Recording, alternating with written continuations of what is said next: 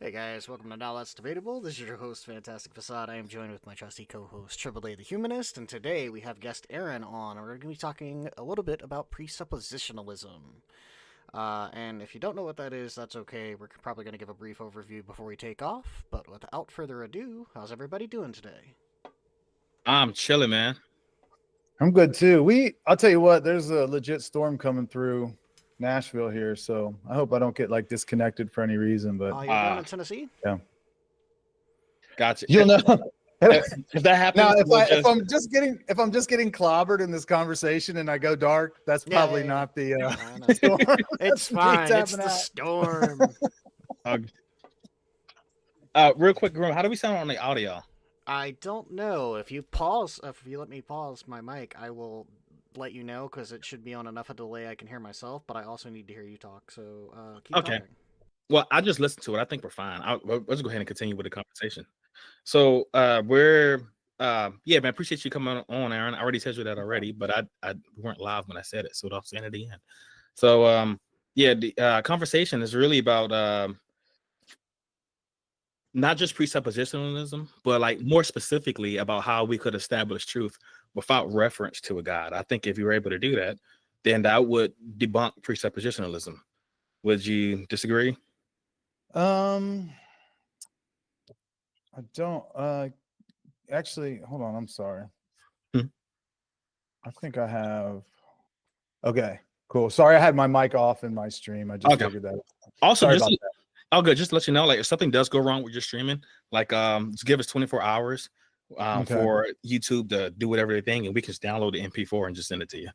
So okay, cool. If it does, yeah, I'll just delete it and then Okay. So what was your question again? I'm sorry. So I guess like if we could establish truth without God, you could in a way debunk presuppositionalism. Well, and presuppositionalism isn't just about that. Like it also goes into knowledge as well. But well, I guess before that, I'm making assumptions that we have the same identical understanding of presuppositionalism.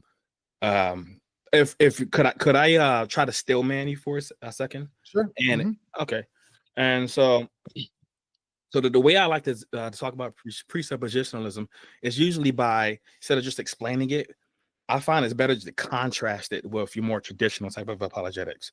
And so what they typically do, like dudes like Bill Craig, etc., what they do is they presuppose things such as logic and reason, and then they use this reason to examine facts, and then they try to work their way to God, saying, hey, we God is true because of blah blah blah, and they make all these type of arguments. And so presuppositionalism does a little something different.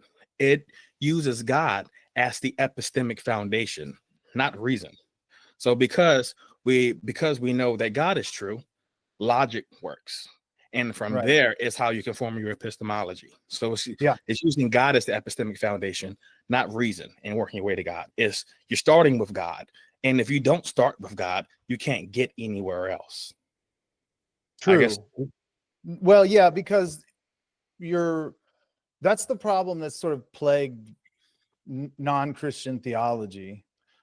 Is how do you bridge the gap between the mind and the real world, right? That was the thing Descartes struggled with. Like he, did his I think therefore I am doubting until all he had left was doubt, and then he realized as a scientist and a mathematician that he needed some sort of external anchor point that could provide the necessary conditions for him to do science. That was his whole thing. Or him to do math. I think he was a mathematician. And so that was his, then he came up with his two proofs for God, right? And the critique then of Descartes is that his proofs for God started with his own reasoning, right? So they started with him to reason to God, but that still leaves you, that's still sort of begging the question, right? You're still trying to bridge the gap between you and the external world. And he was using his reason to do that. And then, Kant gave us transcendental arguments, and then Van Til applied that to apologetics, which is if we're even going to have a conversation, what are the things that must be true Before you and I can talk, can engage the world, can love one another, can do anything, absolutely anything, what are the things that must be true? And Van Til then, that was Kant's transcendental arguments. He was trying to figure out what the necessary conditions are for something else. But again, his problem was he was starting with his own reasoning. That's always the flaw, because if your reasoning is not functioning properly, then it doesn't matter what preconditions you have or how you engage the world. It's broken from the start. And that's where Van Til then was like, well, then we need a necessary foundation that has certain characteristics. It needs to be personal, unchanging, good, whatever. Basically, the characteristics of the triune God, not just any God, not just a generic God, but the triune God of the Bible as the only God, the only foundation that makes your lived experience understandable. It sounds like to me that he runs into the same problem, right? Because we're critiquing Descartes because he was starting with his own reasoning, right? And so I know you're saying like this guy, so he thought, what do we need to I guess even justify our own reasoning? And he talked about God and all that kind of stuff. Well, how did he know that? Like did he reason it? You talking about Van Til? Yeah. So how would he even get there? Like he would first have to establish his own reasoning to decide that these things are even necessary. Yeah, and this is what he describes as the vicious circle versus the virtuous circle. It's referring to circular reasoning. So Descartes, Kant, whoever is stuck in the vicious circle because their reasoning comes both logically and chronologically first. So not only do they start with their own reasoning, but that's the foundation from which they're reasoning. That's so both, right? Van Til started with God logically, but his own reasoning does come first. Like he does start with his reasoning chronologically, but then he realizes God is the logical foundation, so he escapes the vicious circle where it's just self-referential. Does that make sense? I'm not tracking. Because to me, like you're still using your reasoning to get there. But my reasoning is not logically first. My reasoning is grounded in something that is, you decided. What's that? You got there through your reasoning. So the process that you're explaining to me, you were able to arrive there through reasoning, which means you would have to establish your own reasoning first to make sure that the formula you're using is accurate. No, I'm telling you, I'm not starting with my reasoning. My reasoning is not the foundation. My reasoning, God is the ultimate foundation that justifies my ability to reason. So like I said, I use my reasoning to engage the world, and I realize that God exists, and then he is the logical foundation that gives me. So whether you believe God or not exists or not, God as the foundation does justify our ability to reason, logic, uniformity in nature, induction, all these things that secular philosophy struggles with. God as the foundation eliminates those problems. And so what I'm saying is, so like, let's say what you've just described to me, let's say I grant that the only way you could get there is by using your reasoning. Your reasoning established that God was necessary. Your reasoning established that your reason was insufficient and that you needed God. So if you can't establish your own reasoning, how do you know your argument is even valid? This is transcendental argumentation. We're discussing what are the necessary conditions for intelligibility. And so if we don't have the triune God of the Bible, then we're reduced to absurdity. So that would be how you would demonstrate the truth of it. Take God out of the picture and we're reduced to absurdity. So it must be true because anything else is irrational. Well, so I think, and if you were going to say that, you'd have to demonstrate that to be true. And that's what a transcendental argument does. Well, no, it doesn't demonstrate, it states it. So like I can state that, mice are necessarily true, because if without them, then, there's no way that the world could stay on its axis. Now, I'd have to then demonstrate that to be true, because that's a claim. So what you've done is you've made a proclamation that without the triune God, there is no foundation for reason, right? But what you're doing is using reason to say, I'm positing this concept. You're still not getting out of the reasoning circle here.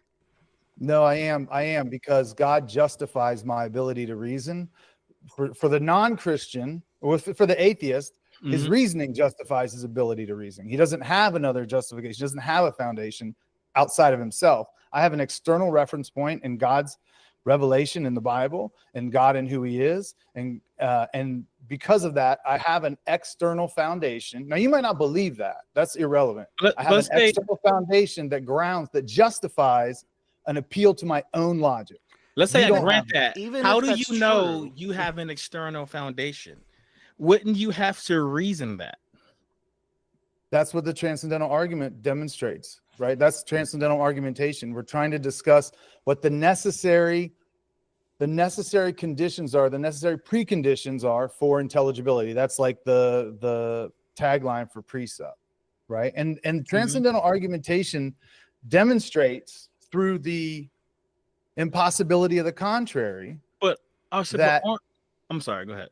No, that's okay. Through the impossibility of the contrary, that without God, we can't justify a reason. And so the way you do that practically, Facade, if you're like, like, how do we know it's not another worldview? We do that through worldview analysis.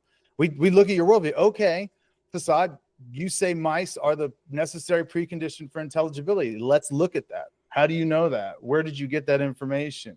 Tell me more about that. I reason. Right. And we would find ultimately that collapses because, well, I mean, mostly because you just made it up, but we would find that collapses, because that's not like, you're not saying that seriously. Right. So like a serious.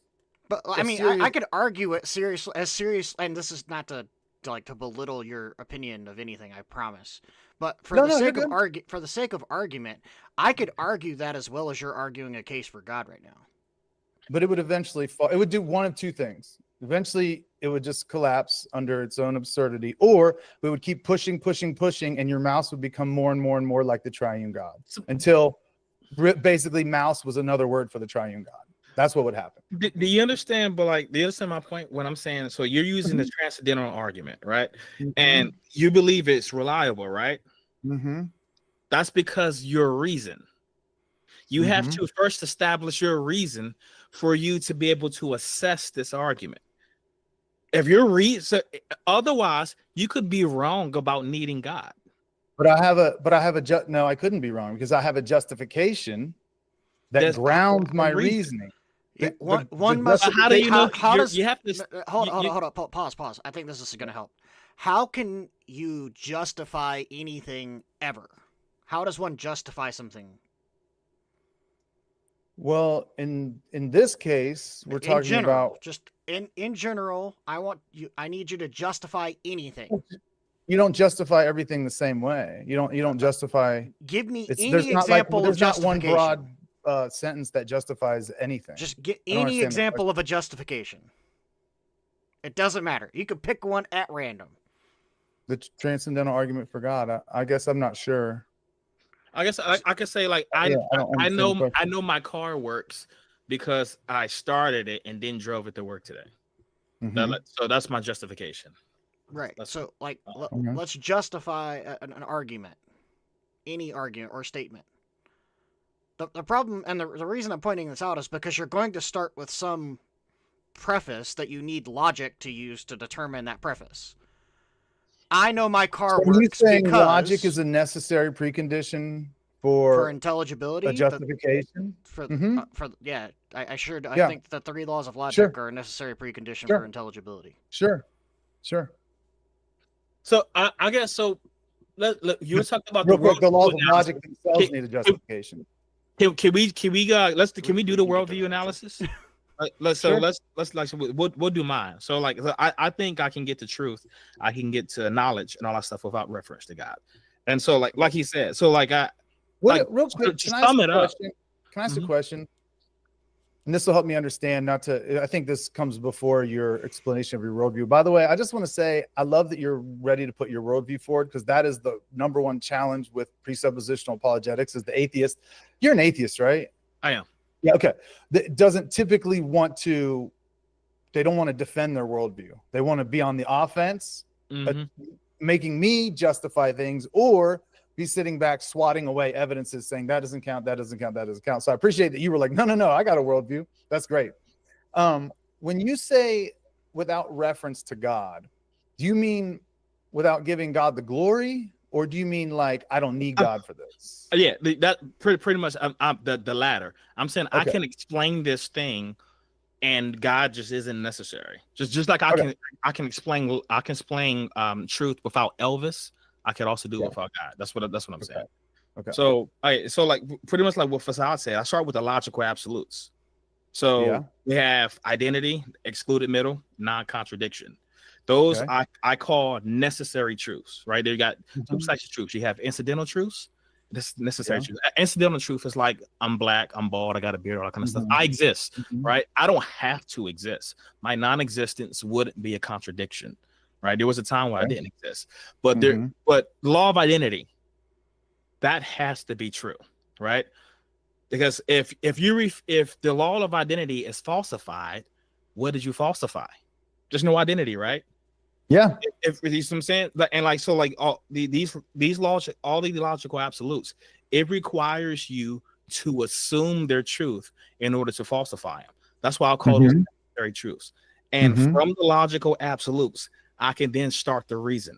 I can say, I know there's a reality, because it can't not be a reality, right? Because if there wasn't a reality, then the reality would be a non-reality, right? So from there, now we're able to get to we're able to establish there is a reality, there is an existence, right? And then as you start building, you start to get less and less certain.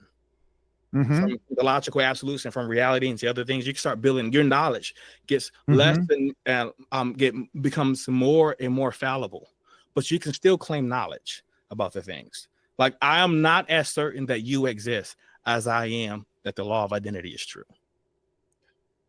Well, right. So you're just assuming the law of identity doesn't require any further justification besides that. Well, it's a presupposition. That's what I'm saying. Yeah, so I presuppose the law of identity along with the other two, and then I start the reason from there. Right. So what I then would ask is like, what is logic in your worldview? Like, what is logic? Like, tell me more about your worldview. Are you a materialist or naturalist? Or? I'm a methodological naturalist. So that means like not that like I'm not a metaphysical naturalist, but a methodological naturalist means, and which means that I don't think it's not that the supernatural doesn't exist. It's just that we can't make any assertions about it because there's no evidence for it. That's why like I'm at work. There's the computer isn't broken. I don't think there's demons in there messing with stuff. Like I assume there's some natural cause. And so that's a presupposition itself. I think that there's plenty of evidence for the supernatural world.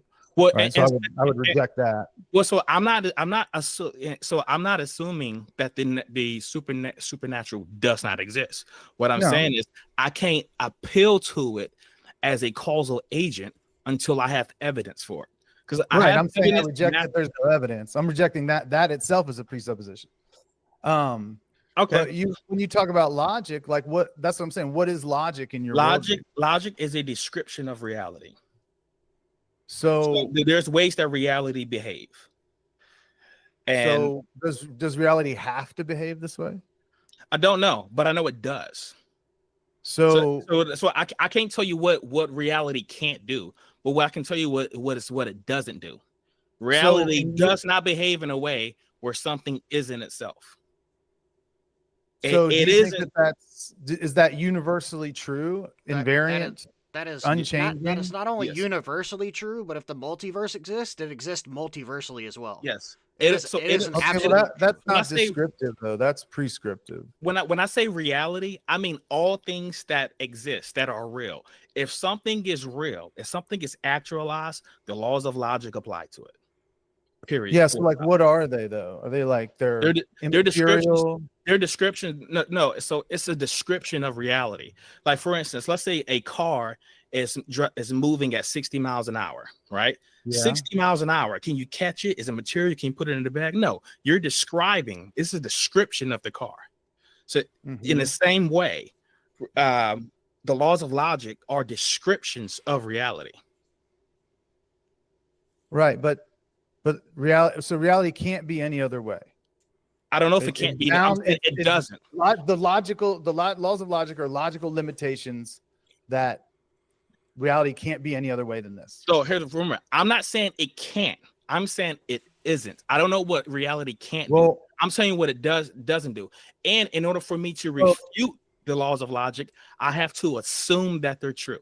That's what I'm saying. So, well, yeah, that's a good transcendental argument for the laws of logic. I guess what I'm asking is, it sounds like you're saying descriptive, but you're describing prescriptive. Because as soon as you say, well, let me finish real quick. As soon as you say, I'm not saying they can't be this way, you're allowing that what you're actually just describing the way the laws of logic have been up to this moment. No. Yeah, because if they don't have to be this way, if you're saying, well, they haven't, it isn't, so but what you mean is in the moment, you don't know. That's not what I'm saying. Like I don't know if reality could possibly do something else, but these are the laws of reality. And if something exists, as in if there is something that is part of reality, it has to follow the laws of reality. But reality itself, I don't know. So for instance, like an apple could not be a non-apple. Okay. Right. Now you're asking, what about reality itself? Could it warp or something? Like, to me, that is incoherent. It makes no sense to me. That's what I'm saying when I say that. Yeah, but I'm still I'll tell you this. I'll go ahead and say that reality can't do it. But it's just the point is like I would have to presuppose that. It's the presupposition that that reality can't not be a reality. That's what I'm saying. It is a presupposition. That's why I was taking a weaker position in saying that it doesn't. I know for a fact that it doesn't, is what I'm saying.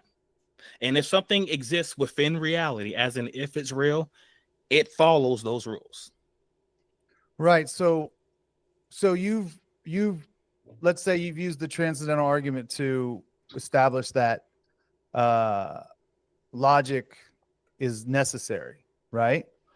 But what presuppositionalism is asking is what worldview can ground that, can justify that, can actually give meat to that. Because right now you've just said, you've said a thing, right? You're just kind of leaving it at like there's some necessary reality. Well, right? I guess I'm trying to understand more. If I justified the laws of logic, it would no longer be a presupposition. I wouldn't need to presuppose them because I would have a justification for it. So you don't justify presuppositions. What I'm saying, you can justify presuppositions. But then why would you presuppose it? Just like I wouldn't presuppose that my car worked. Like I have actual evidence that I could reference. Like if you had, so actual evidence is always going to be better than presupposing it. Because presupposing, you're just making an assumption. Now, when I'm talking about the logical absolutes, like I did thought experiments, have these long conversations with society, trying to debunk them, and we can't. You have to assume them in order to debunk them. Like, for instance, back to the law of identity, the very first one. If you refute the law of identity, what did you refute? Because there's no identity, right? So you didn't refute the law of identity. Makes sense? No, it does not. That is incoherent. So that's what I'm saying. So I can't go anywhere without presupposing these. And that's where I can start making statements. I don't see where a God is necessary. To me, we're just expanding stuff. But like when you were talking about God being all loving and all good and all that kind of stuff, it's like also saying, he's from Tennessee, he plays the guitar and dance funny with his legs. Like I'm describing. So like is logic part of the material universe? Is it immaterial? Is it laws of thought? Is it Logic? Like Logic is a you know? description of reality. But that's All not saying anything. That's not saying anything. You're just logic is a description of reality. Doesn't tell me what logic is. I'm trying to like give an account for logic. You're saying that it's a necessary precondition. I'm trying to ask you like what it is. Let me then- ask you that, like, just to kind Right. of like poke the bear here and kind of help you understand. What do you think love is? Do you think it's a complex emotion? Do you think it's God is the embodiment of love? Do you think like any good definition of it? Love would be a reflection of God's nature. Is it part of the material world? No. So does it actually exist? Yeah. How do you know that? Immaterial things exist. I think immaterial things exist. Is it just conceptual then? No, but I'm not arguing that it is either. Okay, so like my point is you have an immaterial, non-conceptualized thing, love, that exists in your worldview. Mm-hmm. And you have no reference point to this with the exception of this immaterial, non-imaginative thing called a God that you reference it and anchor it to. But you're fine with it existing because the first non-immaterial, non-existent thing exists. Like non-material thing exists. Sorry, I didn't mean to say non-existent. Yeah, no, I know. I'm following you. Yeah, so love, so I can ground love in God. That's what is that your question? Well, essentially, you're fine with a concept being part of reality. I guess I don't understand the question. So, Is love a material concept or construct within reality, or are you okay with accepting that a conceptualism, I guess, a conceptualized ideal, that is love, which is non-material in nature, is actually existent within reality? I think the second one, if I'm understanding you right. I mean, they would have to be all true at the same time. That entire statement would have to be true. You'd have to believe that it is a non-materialistic, conceptualized, actualized concept in reality. Because all of those things would describe love, unless you think that love is some material, non-actualized idea. Yeah, I guess I'm not sure. I don't think of love as an idea or like a conceptualized idea. I think of it like it was a very real thing. Right. So, it has some realness to it, right? But it's Say not, that again? It has some realness to it, right? Like you agree that like there is something called love. And you could even describe what love is. Yeah. Right. So it's a non-materialized concept that you can describe that exists within reality, that describes something else. Okay.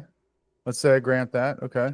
So back with the reality thing. So when we talk about in reality, something is itself, right? Mm-hmm. I call that logic. That is the description I'm using for that. Something isn't not itself. Something is or is not itself. And my description of that behavior that we see in reality, that is what I call logic. But it has to be that way. It has to be that way.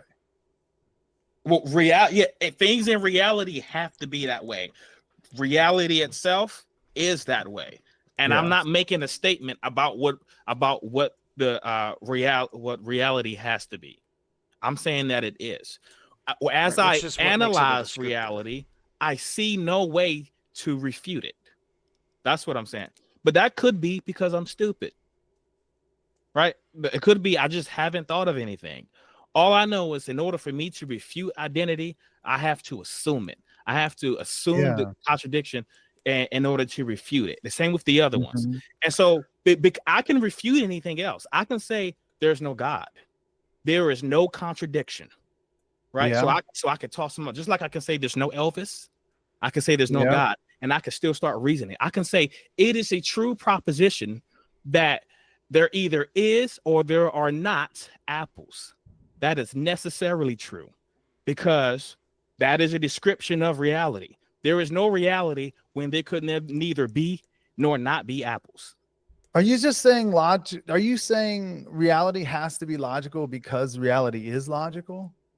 Like, I feel like we're just talking in a circle. I guess I'm not understanding it. Remember, I'm not saying what reality has to be. I'm telling you what reality is.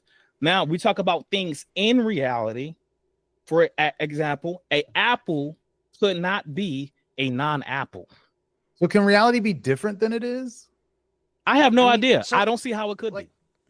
So you're kind of asking, like, can something be hold on, something let me just finish this thought. If reality can be different than it is, how do you ground, like, using logic if logic could not be the way reality is?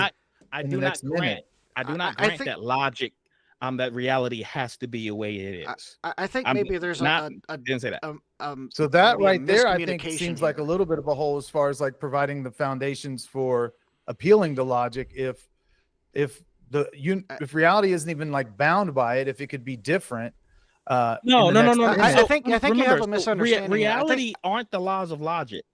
Well, reality. Let me jump in here real quick. I think there's a misunderstanding when we're using the word reality. So AAA and I typically, I think in every case up until right now, at least in this discussion, when we say the word reality, we are talking about things that are the state of affairs, right? No matter what that state of affairs is. I think what you're doing is talking about things within reality. So, for instance, like you're asking, can reality be different?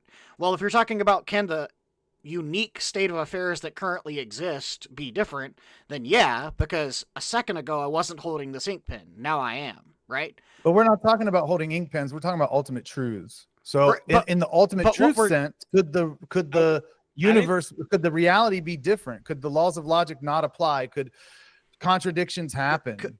So when you're talking about reality on a grander scale, when you're talking about how the laws of logic apply, they apply so universally that even if things were different, or if an entire set of realities existed and there were infinite number of realities, those three laws would apply equally to every one of them.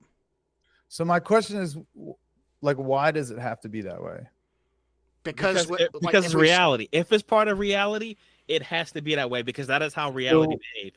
So does logic come after reality, or no? Remember, so just like speed doesn't come after a car, speed is merely a description of how an object moves through space. That is but it. You're saying it can't be any other way. You're saying it can't be any other way. Well, no, I didn't. Saying that which is fine. My question is, why is it that way? Why does it have to be that way? Like, where did you get that? How do you ground that? So the presupposition of the logical absolutes. That's where you have this non-refutable, like we called it earlier, an essential truth or a necessary truth, right? If A is A, and we're going to grant that as a presupposition, then that is a universalism. A will always be A. Something will always be itself, no matter whether it's state, color, speed, place in the universe, status, life or death, etc. changes. It is still A, right? Like, it is still always itself. And if you start to refute that, for instance, let's say A is not A, or we don't have an A, then there is nothing distinguishable in any universe or reality, because we have no way of identifying it. It is literally identity itself. So if you eradicate identity, you've eradicated any precondition of any form of additional, like, intelligibility, because there is nothing to be identified. Right. You literally God is not God anymore without the law of identity. You have nothingness. You're saying logic must be true because it's logically necessary. No. So I'm saying, is that what you're saying? I should say. No. Sorry, that was a question. That's it. Framed as a statement. This might help. So Zach Stanley, he commented, is a buddy of mine. He says God is necessary for truth. Okay, so let's talk about how I can establish truth without God. I say it is a true proposition that apples either exist or do not exist. Can that be false?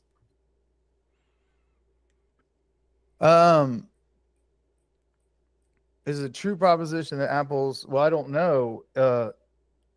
Is the law of non-contradiction descriptive or prescriptive? So Could it be notice, different in the now, future? Could it be notice different? you in order to question it, you have to question the logical absolutes themselves. And now now you run into a problem, because if you try to question the logical absolutes, you have to assume they're true. Can non-contradiction be false? Well, if the answer is yes, then now there's contradictions, which means it's still true. I'm trying to figure out if in your worldview you say, I guess I'm just trying to understand your worldview and then understand what logic is within your worldview, because it sounds like you're just saying logic is a necessary feature of reality. No. Logic is a description of reality. That's what I said the entire time. I know when you but when you say it's a description of reality, and then I say, so reality has to behave this way. No, so think about this, right? Let's say a car moves at 60 miles an hour. Am I saying the car has to move that way? No, I'm saying it does. So when a car could stop, the laws of logic could be different. No, so things will. So then it has to be. No. Hold on. And so with reality itself, let's do it this way, just to make that easier. Let's use that same analogy, except let's say my car is gray in color. Does that mean my car has to be gray? No, that means that if you painted it red, we would then say my car is red. All you've done is given a different description for that thing in that state of affairs. And that is what logic does. It says, this current state of affairs, my car is gray. You go out and paint my car red. Now I say, well, reality has fallen apart. No, of course not. I just say the new descriptor I must use to maintain that actualization with reality is now my car is no longer gray, but my car is red. Because that is a descriptor of reality.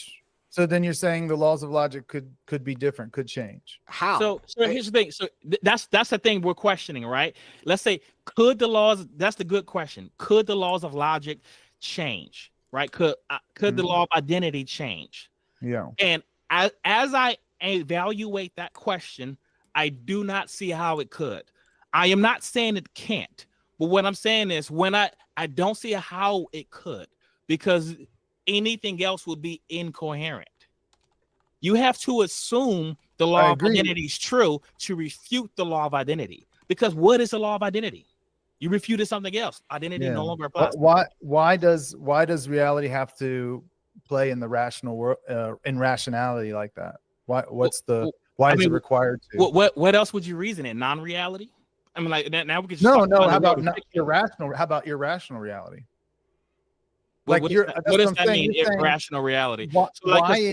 Why is rejecting identity not possible? Why does reality have to be this way? Can we clarify our terms first? Because for me, rationality is a property of agents. Logic is a description of reality. So but if you're being illogical, you're being irrational, right? Not Do you want me to say illogical? I can say illogical. Yeah, could reality be illogical? So that would be a contradiction, because remember, logic is a description of reality. So could reality be non-reality? Right. I'm asking you why not. To just say it can't because that would be a contradiction. I'm asking you why can't it be why are contradictions not allowed? So why does it have to be that way? Here's what I'm saying. I do not know if the non-contradiction could be falsified. I don't know that. I am not saying it could be. I am not saying it couldn't be. What I'm saying is I cannot falsify the law of non-contradiction. So I presuppose it. So I can't use any justification for that. I presuppose that. And from there, I start reasoning other things. And I'll say it is a true proposition that apples either exist or do not exist. That has to be true. Otherwise, non-contradiction is falsified, and it can't be falsified. That's Isn't it what I'm more saying. isn't it more than a descriptor though? Don't you use it to correct thought? Don't you use it to correct me when I'm illogical? Don't you tell me, oh, you need to be logical? Not hey man, in this right now, as far as we've described, things are logical. Okay. But like you say, you need to be logical. Let's be okay. Let's be very specific with our terms here. So like I could use rationality to correct you. You can't be. I would say that for this conversation, I would say you cannot be illogical. That would require you to not be part of reality. You can't not be you. That's how you would be illogical. Why? That's what I'm asking though. That's the question. You keep saying that's how I'm using that word. Because logic identity, is different from reality. Rationality is about what it is. Structuring. It's a terrible tautology, but identity means something is what something is. You are who you are. My car is what my car is. But if it changes color, that doesn't mean it's changed its identity. You've changed a descriptor. If you change your haircut, that doesn't make you a different person. It's a descriptive feature about like a characteristic you have, right? So like these things are, and you would describe them differently under different circumstances, but they always are what they are. So I could describe the universe as illogical. Like, why couldn't the universe, I mean reality, whatever. Why couldn't reality be illogical? That's what I'm asking. Like, so what I'm saying is logical limitation that you're putting on here. But hold on, there's a logical limitation you're putting on this. But at the same time, you're not committing to it. You're saying, well, as far as I know, I couldn't tell you why it can't be that way. I'm asking you why does it need to be that way? Because so far, all I'm hearing is like, it is because it is. You're not hearing that. Neither one of us is saying that. I mean, I'm hearing it. I'm not saying you're saying that. That's what I'm hearing. We're not, okay, so when you ask why reality couldn't be illogical, because that would entail a contradiction by the way we describe logic. We say logic is a description of reality. So if reality is illogical, now you're describing something else. Because reality doesn't behave that way. Reality would have to not be reality. So it's now here's the question about reality itself. Could reality behave in a way where something is not equal to itself? I do not see a way that how that could be any different. I'm not saying it could be. I'm not saying it can't be. But I just, when I analyze it, I don't see how it could be any other way but itself. So I cannot justify it. If I could prove that the law of identity would have to be that way, then I wouldn't have to presuppose it. I've now proved it. You see what I'm saying? Because it has to be that way. Well, justify it, not necessarily prove it. Justify. If you justified it, you no longer have to presuppose it. You have evidence for it, and that's always going to be better than presupposing something. I'd also like to point out a comment real quick, and I'm almost certain Aaron's going to disagree with it, at least the conclusion of the comment. So one of our commenters, Zach, said, God told Moses, I am the great I am. God described himself as, quote, reality. I like to bring Zach on the show, because now, Zach, are you a pantheist? Yeah. Well, go ahead. Wait, what did he say again? Say what he said. I don't think Zach believed that. I think he brought him on the show. We pushed back. I don't think he God told Moses, I am that. I am the great I am. God described himself as reality. There are a bunch of things in reality that are not God. I am not God. I don't think in that I am that I am, he's saying that he is reality. I think he's saying that he's self-existent. That his reason for his justification for himself is himself. There's nothing higher for him to appeal to. That's what I think. I think we brought Zach on the show and pushed him. I don't think he would agree with this either. But going back to you said, I can't see reality being any other way. You're really just expressing like your psychological limitations, not a philosophical justification, which is what I'm looking for, which is why can't, I mean, I have that. I can tell you why, and you already know it's grounded in the immutable nature of God, and logic is the laws of logic. Let's talk about that. God. Let's talk about that, because I think we're kind of going in circles where I'm at. Because you said you can justify the laws of logic, right? And appeal to them, yeah. Okay, so that means you could give a justification that does not require the laws of logic, right? No. Otherwise, you're just circular reasoning, aren't you? if you're using identity to prove identity, then you're just circular reasoning. If you're saying you can justify it, that means you have some argument or evidence that could justify the law of identity, and that evidence itself would not be contingent upon the law of identity. Like as you said, God, because now this raises the question: what's God? Since there's no law of identity here. Well, is God God? The law of identity would be a reflection of God, not something external to God that God references or that references God. The law of identity, the laws of logic would be a reflection of of who he is.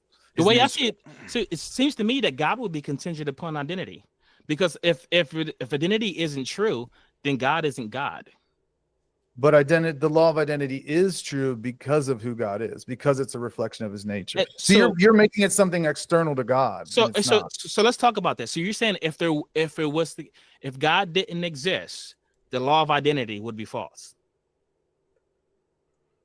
That question doesn't make any sense. So you're saying God justified the law of identity? Or is it because you're not? It's modus ponens, right? So if God, then identity. No God, therefore no identity. Well, no God, no nothing. That's the structure of your argument. God's the foundation for everything. So yeah, no God, no anything, I guess. Okay. So and you said so without God, there'd be no law of identity. I said without God, there wouldn't be anything. That wouldn't include the law of identity? Yeah, there would be nothing. That wouldn't include what? I said that there would be nothing. But I'm sorry, but what wouldn't exist? I guess I don't understand the question. What now? Can you hear me? I'm trying to put. Yeah, I can hear you. I'm trying to make a bigger point. Because you're saying the law of identity wouldn't exist without God. What wouldn't exist? I'm sorry, there's no law of identity now. What would it exist without? What's the it? Well, I mean, do you understand how you're presupposing the law of identity?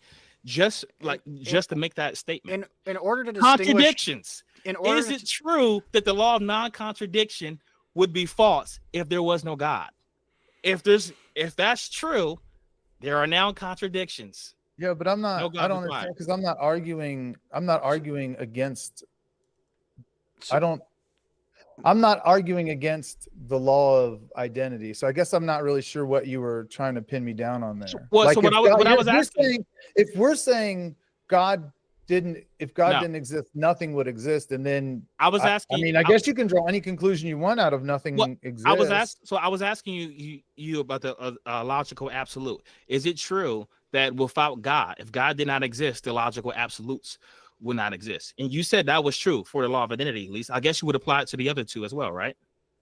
I would apply it to everything. I guess I don't understand the question. Okay, what does it matter if God doesn't exist and nothing exists? What does it matter if it's true? Logical laws exist? Because here's the thing: if it's true that without God, the law of non-contradiction disappears, then now you have contradictions, which means it is also true that you could have the logical absolutes without a God. So the contradiction of God is necessary for the logical absolutes, the contradiction of that is God is not necessary for the logical absolutes. So if you falsify identity, they both become true. So which means you have to affirm that it is both necessary that for God to exist for the law of non-contradiction, and God is not necessary for the law of non-contradiction, which is my point. This is the problem with presuppositionalism. It's also what leads us to ask Zach about pantheism, because if you have identity and you think God is an identity, if you think God has identity, that means it has distinct characteristics that distinguish it from things that are not God. Because God is God, and things that are not God are not God. Right? Hey, one second. I didn't calculate my light correctly here. Hold on one second. Very good. We're next week we're going to be having West on. We're going to be I think so. West will be coming on. We're going to be talking about maybe it's the same. Oh man, I felt like it was getting darker. The sun's going down. It's getting dark. Holy cow! You seem warmer. All good.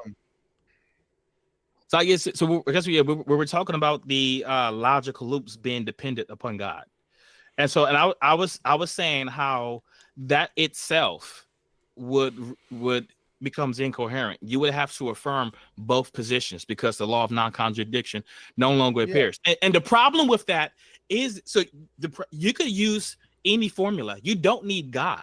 You could say, you could make a potato the foundation for non-contradiction, and you run into the same problem. You could remove the potato and just use non-contradiction and say run into the same problem. That's why you have to presuppose those. That's why I'm saying God isn't necessary for that. So that's why I would use the logical absolutes. And then from there, I can start making statements. Because I know identity is true, I know an apple is an apple. Because I know excluded middle is true, I know it is either apples or not apples. Because if non-contradiction is true, if I know that an apple is an apple, then I know an apple is not a not apple. And this is where we can start making like other contradictions. Descartes, it relied on the logical absolutes. He says, because let's say I don't exist. Well, I can doubt. Therefore, I must exist. What if there's a demon deceiving me? If there's a demon deceiving me, then there must be something to deceive. Right? So he's using the logical absolutes as well. And that's where he can start making other statements that are little more fallible. He's a little less confident on, but he can still say that he has knowledge of those. I am not as confident about my claim that my car exists as I am that I exist, because my existence would be a contradiction because I can doubt it. My car would not. Somebody could take my car, or it could just disappear from reality or whatever. You see what I'm saying? So I am less confident about that. That's where fallibilism would come in, where I can still say that I know things despite not being absolutely certain about them. But there are certain things I can be absolutely certain about, because if false would result in a contradiction. I'm not gonna lie, I'm super lost right now. Well, like I'm trying really hard to like keep up with what you're saying, but let's really hunker down lost on identity. So I think this is where we can come to some common ground.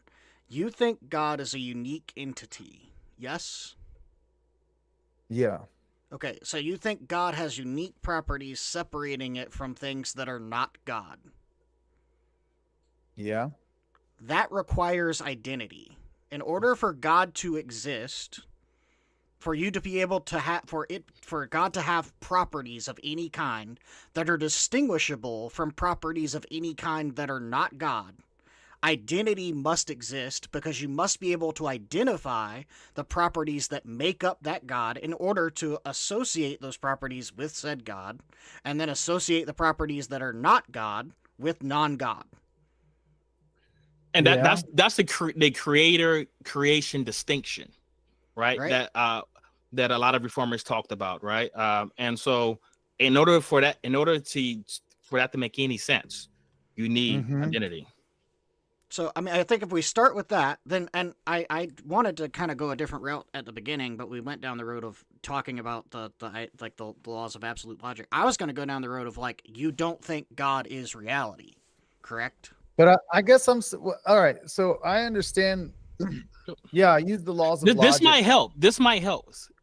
I'm sorry. Go ahead. Go ahead, Aaron. No, I use the laws of logic to identify God, but my argument isn't about whether or not we use the laws of logic. I'm asking about why logic exists in the first place.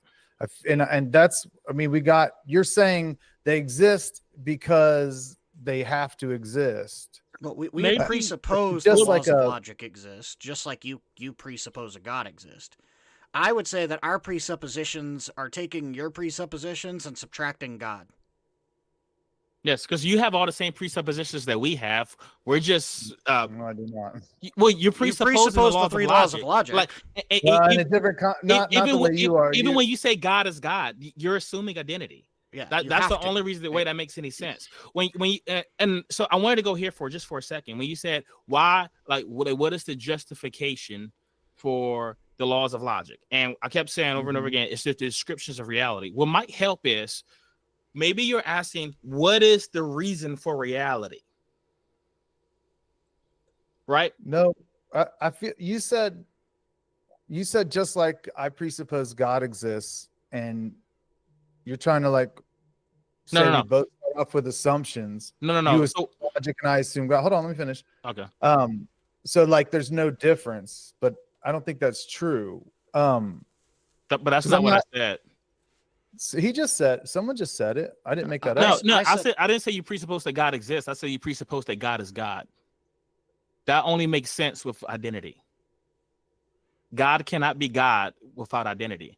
Because if in reality things are what they not, then God can be not God. So I guess what I'm asking is in I don't know. I wish I was following this. I'm just not. So with my help. So we're talking about Facade. To talk about like the creation distinction. So he had briefly went on about how God creates things, right? So like there are, for instance, the logical absolutes, right? You said that's part of God's nature. Are the logical absolutes God? No, they're not. So now the only reason that makes any sense is because of the law of identity. Because the law of identity is the law of identity in God. But God. you're just grounding the law of identity in the law of identity, right? You're No, just saying I'm saying reality has. I'm saying the law of identity has meaning because it's grounded in the nature of God. You're saying the law of identity has meaning because we need identity to identify things, which I think is very different. Without identity, you can't go anywhere else. That's why it's the first one. Without identity, you can't even talk about the other laws. You can't talk about the law of excluded middle because there's no identity. So from beginning, you have to presuppose the law of identity, right? Right. So like no matter what the reality is, like no matter what reality is, no matter what that state of affairs is, identity is a descriptor we would use for that state of affairs. We call it reality. Yeah, you keep saying that. I guess I keep asking, why does it have to be that way? And then you keep saying it is that. I mean, if reality wasn't reality, you'd call it non-reality, and that would still be an identity. I think this might help. He's like, why does it have to be that way? Okay, so all right, so reality itself could not have a reason or an explanation or a cause. You know why? Because if reality had reality had a cause, ask yourself, is the cause real? If so, then it's by definition part of reality, which means your reasoning is circular. If it's not real, then it's not a cause, because non-real things can't be a causal agents. You can't be like, God made the laws of logic. Oh, what's God? Oh, nothing. He doesn't exist. Then he didn't create the laws of logic then. Do you see what I'm saying? So reality itself cannot have a cause. I do not see how or where you could, because by giving it these characteristics and saying that it's doing things, it is by definition part of reality. So like, how do you even know what real is? I'm just really, like, you've just expanded. So you've expanded the definition of reality to include God as well, right? So when you say reality, you're not just like talking about this created universe. You're talking about the state of affairs. Yes, the state of affairs, all that there is. So I'm not talking about the universe. I'm not talking about the 93 billion light years that we know that makes up inside our observable universe. I'm not talking about that. I'm talking about anything that is. Is there something outside of that? Like if there's a God, then that God is real. Then he's part of reality, and because of and if he's part of reality, I know certain things about that God. If God is part of reality, I know that it's true that God either likes or does not like oranges. I know that's true because that God is part of reality, and this is how reality behaves. Yeah, I'm sorry. I wish I had something meaningful to respond to that. I don't. Do you think that God is reality?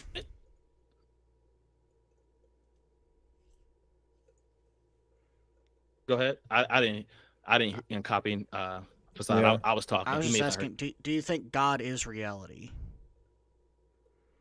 No, I don't really even understand that question.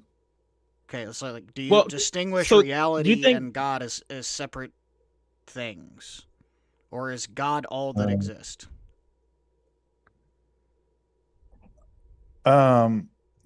Say what now? Is reality its own thing, or is God all that exists?